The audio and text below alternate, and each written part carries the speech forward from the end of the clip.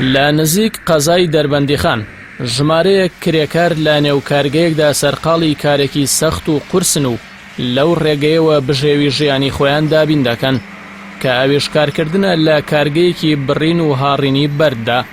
هەرێمی کوردستان ناوچەیەکی دەوڵەمەندە بە کانزایی جۆراوجۆر و چەندین کانگای بەردی دەگمەنی تێدایە، بە تایبەت لە ناوچەی پێنجوێن لە سنووری پارێزگای سلێمانی کە لە شاخ و چیاکانی ئەو ناوچەیە بڕێکی زۆر بەردی جۆراوجۆری دەگمەن بوونیان هەیە.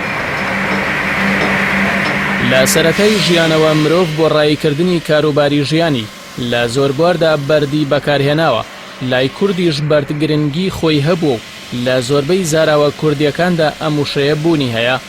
خاوەنی یەکێک لە کارگەکان لەبارەی کارەکەیانەوە وتی لەم ناوچەی ئێمەدا چەند کارگەیەک هەیە کە کاریان بڕین و هاڕینی بەردە، ئەو بەردەش زۆربەی لە کانگا و شاخەکانی پێنجوێن بۆمان دێت، بۆ هاڕینیش لە شاخەکانی دەربەندیخانەوە بەردمان بۆ دێت. بەردەکەی پێنجوێن بەردی ڕەنگا و ڕەنگە و بەردی سەی سادقی شەیە و ڕەنگی ڕەشە. ئەم معاملە بەردی بۆیەت لە پێنجوێنەوە بەعام بۆ بڕین و بۆ هاڕینیش لە دەربەندیخان ومانە شاخانی دەربەندیخان لەو بەرۆ.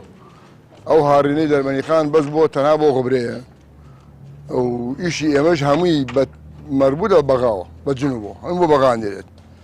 ئەم بەردە ڕەنگاوڕەنگ لە پێنجوێنە بۆمانێت سوور و سەوز و نمری و ڕەشی سێسایەقی تایە ئەبڕێ بە قیاسی سانتیمۆنی ئوستەندەر و پاشان نەخرێت سەر سکێبە و ئەنرێ بۆ بەغا بۆ جنوب ئەنرێ بەعام. خاوەنی ئەو کارگەیە کە ڕۆژانە خۆی و چوار کرێکار سەرقاڵی کارن، باز لەوەش دەکات کارەکەی ئەوان پەیوەندی ڕاستەوخۆی بە بەغدا و باشووری عێراقەوە هەیە و لە سەدا 95 بەردەکان دوای بڕین و هاڕینیان ڕاستەوخۆ ڕەوانەی بەغدا و ئەو شارانەی تری باشووری عێراق دەکەن. لەوێ لە کارگەکان کاشی و کەلوپەلی تری بیناسازی لێ دروست دەکرێت. سەبارەت بە تایبەتمەندی بەردی ناوچەکانی هەرێمی کوردستان کەریم عەبدوڵڵا دەڵێت هەر بەردێک لە ناوچەیەکی تایبەت هەیە، بۆ نمونە بەردی سەوز تەنها لە پێنجوێن هەیە و سوور و ڕەش لە ناوچەی سەی سادق و زەردیش لە هەولێر هەیە.